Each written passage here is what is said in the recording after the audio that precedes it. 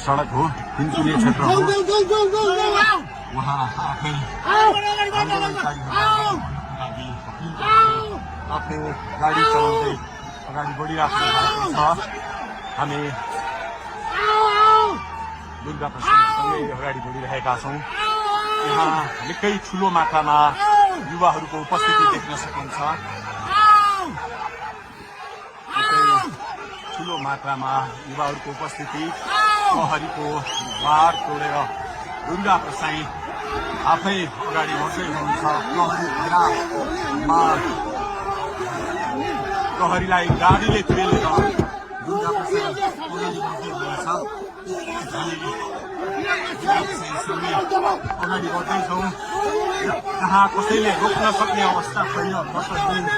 प्रहरीलाई दुर्गा प्रसाई पेलेर अगाडि बढिरहेको भएको छ। प्रहरी गाडीको चाबी खोज्न लागि परेको छ र दुर्गा प्रसाईले प्रहरीको एक लेयर तोडिसक्नु भएको छ र अब अगाडि सशस्त्र प्रहरीको टोली रहेको छ। उहाँ अगाडि बढिराख्नु भएको छ। यो गाडीमाथि प्रहरीले अन्धाधुन्दा लाठीचार्ज गरिरहेको छ।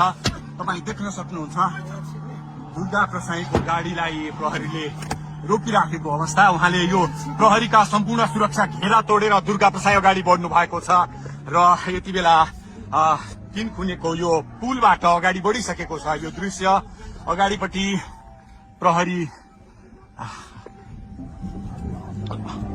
प्रहरीका यी घेरा तोडेर दुर्गा प्रसाई अगाडि बढिराख्नु भएको छ। हामी दृश्य देख्न सक्छौं।